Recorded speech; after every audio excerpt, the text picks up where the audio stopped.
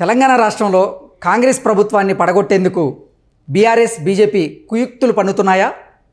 ఆ దిశగానే BRS BJP అడుగులు వేస్తున్నాయా అంటే అవునని సమాధానం ఇస్తున్నారు కొంతమంది రాజకీయ విశ్లేషకులు.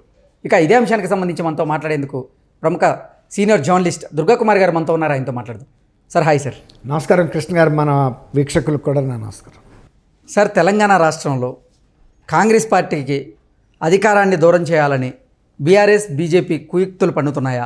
అందులో భాగంగానే కడియం శ్రీహరి గారితో అలాగే బీజేపీ నుంచి రాజాసింగ్ గారితో అటువంటి కమెంట్స్ చేయించాయా?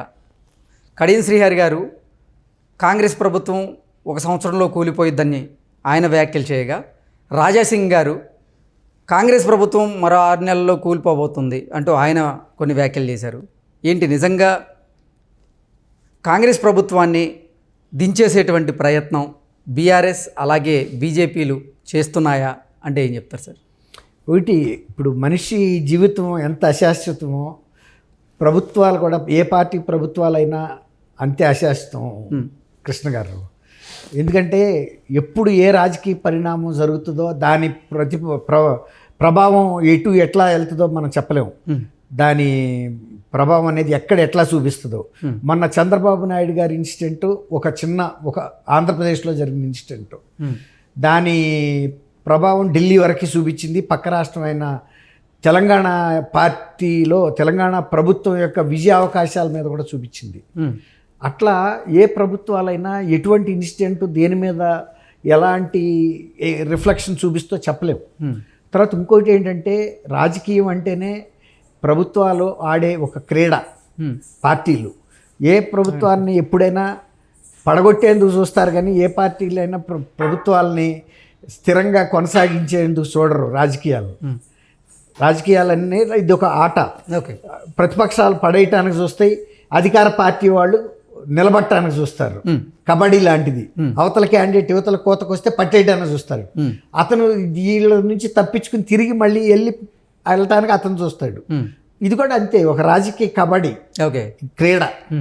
అట్లాంటప్పుడు కాంగ్రెస్ పార్టీ 10 ఏళ్ల తర్వాత బీఆర్ఎస్ని పడగొట్టి అధికారంలోకి వస్తే ఒక మౌన ప్రేక్షక పాత్రలో ఉండి బీఆర్ఎస్ ఉంటుందని ఎట్లా అనుకుంటాం? ఏ క్షణాన ఎప్పుడు అవకాశం దొరికితే అప్పుడు వేసేయడానికే చూస్తారు. దానితోడు బీజేపీ లాంటి పార్టీ, వాళ్ళకు కూడా జాతీయ స్థాయిలో పోటీ పార్టీ అంటే కాంగ్రెసే.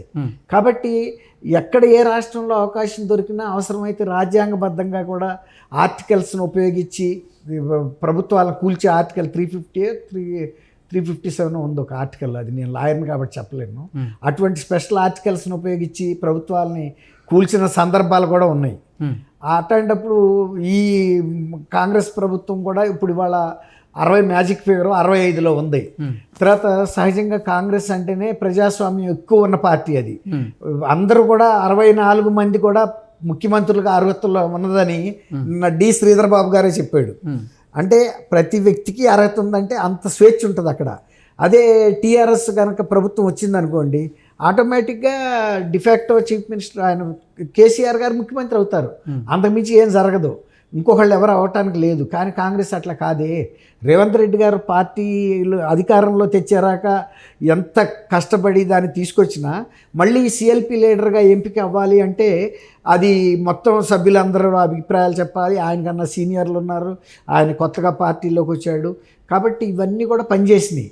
అది సహజంగా కాంగ్రెస్ నైజం. అది కాంగ్రెస్ పార్టీ పంతిలు ఎప్పుడు అట్లాగే ఉంటుంది, అంతకు భిన్నంగా ఏమి ఉండదు. వాళ్ళే సఖ్యతగా కూర్చుని డిసిప్లిన్డ్గా రేవంత్ రెడ్డి గారు బాగా కష్టపడ్డాడు కాబట్టి మనందరం మన సీనియారిటీని పక్కన పెట్టి ఆయన ముఖ్యమంత్రిగా ఎన్నుకుంటే ప్రజలు హర్షిస్తారు అని అనుకోరు. నేను ఇన్నాళ్ళు ఉన్నాను, మా కుటుంబానికి చరిత్ర ఎంత ఉంది, నా చరిత్ర అని మొన్న అదే జరిగింది.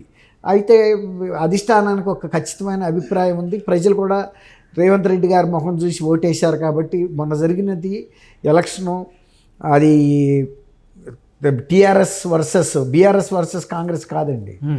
చంద్రశేఖరరావు కేసీఆర్ వర్సెస్ రేవంత్ రెడ్డి జరిగిన ఎలక్షను. వాళ్ళిద్దరు ఫేస్ వాల్యూ మీద. ఇప్పుడు 2 తరాలు ఉండేటప్పటికి కేసీఆర్ మీద కొంచెం జనాలకి మార్పు కావాలని కోరుకున్నారు. ఇతను ఫస్ట్ టైం చీఫ్ మినిస్టర్గా వస్తున్నాడు, కాంగ్రెస్కి ఒక కొత్త రూపురేఖలు దిద్దాడు, మంచి హామీలు ఇచ్చాడని రేవంత్ రెడ్డి గారిని ఎలక్ట్ చేసుకున్నారు. అట్లా రాజకీయ పార్టీలు అనేవి ఎప్పటికప్పుడు ఎత్తులకు పై ఎత్తులు వేసుకుంటాయి. కాబట్టి వాళ్ళిద్దరూ ఆ మాట అన్నారు అంటే కొంత నిజం కూడా ఉంది. ఏది కాంగ్రెస్ పార్టీ అనేది ఇప్పటికప్పుడు ఈ అసంతృప్తులు అనేవి ఉంటాయి.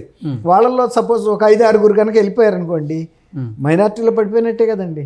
ఓకే, కాబట్టి అంటే బీఆర్ఎస్ అలాగే బీజేపీ రానున్న లోక్సభ ఎన్నికల్లో కలిసి పోటీ చేయబోతున్నాయని, ఆ నేపథ్యంలోనే ఈ కాంగ్రెస్లో ఉన్నటువంటి కొంతమంది ఎమ్మెల్యేలకు కూడా వలేసి లాగేటువంటి అవకాశం ఉందంటూ కూడా ఒక వార్త ఇప్పుడు చక్కర్లు కొడుతున్న నేపథ్యంలో ఏంటి సార్, దాన్ని ఎలా చూడొచ్చు అసలు? అట్లాంటి వలలు కాంగ్రెస్ దగ్గర కూడా ఉంటాయండి. వాళ్ళకి వీళ్ళు వేస్తారు, వీళ్ళకి వాళ్ళు వేస్తారు. ఎవరు అడ్వాన్స్ అయ్యి సక్సెస్ కాగలిగితే వాళ్ళు అవుతారు. ఇప్పుడు కడియం శ్రీహరి గారితో బీఆర్ఎస్ పార్టీ ఈ ప్రకటన ఇప్పించిందని నేను అనుకోను. ఎందుకంటే కడియం శ్రీహరి గారు కూడా చాలా సీనియర్. గతంలో ఒకప్పుడు ఆయన కాంగ్రెస్లో ఉన్నారని లేడు, టీడీపీలో ఉన్నారు. టీడీపీ నుంచే స్టార్ట్ అయింది ఆయన కెరీర్. అయినా కూడా అవగాహన ఉన్న వ్యక్తి కాబట్టి కాంగ్రెస్ నేచర్ గురించి అన్నాడు. రాజాసింగ్ ఏమో బీజేపీలో కాకలు తీరిన వీరుడు కాబట్టి వీళ్ళ కాంగ్రెస్ పార్టీ పనితీరు తెలుసు కదా ఆయనకి. అందువల్ల 5-6 నెలలు ఉంటే ఉంటుంది అనే తీరులో అనుంటాడు. కానీ ఈ రెండు పార్టీలు బీఆర్ఎస్ కాంగ్రెస్ని అస్థిరపరచడానికి కానీ పడగొట్టడానికి కానీ ఏ చిన్న అవకాశం వచ్చినా పూర్తి స్థాయిలో ఉపయోగించుకుంటాయండి. అది మరి వీళ్ళకి ఆ యూనిటీ ఉండాలి. మరి మొదటి నుంచి వాళ్ళకి స్వేచ్ఛ ఎక్కువ కాబట్టి ఇవన్నీ కూడా మళ్ళీ ఇంకోటి ఏంటంటే కాంగ్రెస్లో ఉన్న పెద్ద వెసులుబాటు. ఏ నాయకుడైనా బయట పార్టీలోకి వెళ్ళిపోయి ఎప్పుడు మళ్ళీ సొంత పార్టీకి రావాలనుకున్నా కూడా పునఃస్వాగతం దొరుకుతుంది. రిస్ట్రిక్ట్ చేయరు. నువ్వు అప్పుడు వెళ్ళిపోయావు కదా, ప్రభుత్వాన్ని పడగొట్టావు కదా అనేది ఏమి ఉండదు. ఇది ఒక యూనివర్సల్ పార్టీ. వచ్చేవాడు వస్తూ ఉంటాడు, వెళ్ళేవాడు వెళ్తూ ఉంటాడు, అయారాం గాయారాములు. అది కాబట్టి మనం అటువంటి జరిగిన ఆశ్చర్యపోవటానికి ఏం లేదండి. ఓకే, సో అంటే బీఆర్ఎస్ అండ్ బీజేపీ కలిసి ఇక్కడ కాంగ్రెస్ పార్టీలో ఉన్నటువంటి కొంతమంది ఎమ్మెల్యేల మీద వలేసేటువంటి అవకాశం అయితే లేకపోలేదంటారు. వలయక్కర్లేదండి, ఒకసారి వీళ్ళే వెళ్ళిపోతారు ఆ వలలోకి, స్వచ్ఛందంగా కూడా వెళ్ళిపోతారు. అటువంటి స్వేచ్ఛ ధైర్యం కాంగ్రెస్ నాయకులకి వెన్నతో పెట్టిన విద్య కాబట్టి వాళ్ళు వలయేసారాక వీళ్ళు ఆగరు, వీళ్ళే ముందు ప్రేమించేస్తారు వెళ్ళిపోయి. Okay, okay sir, thank you so much. Thank you Krishna గారు, మన వీక్షకులు కూడా. తెలంగాణ రాష్ట్రంలో కాంగ్రెస్ ప్రభుత్వాన్ని పడగొట్టేందుకు బీఆర్ఎస్ బీజేపీ కుయుక్తులు పన్నుతున్నాయా?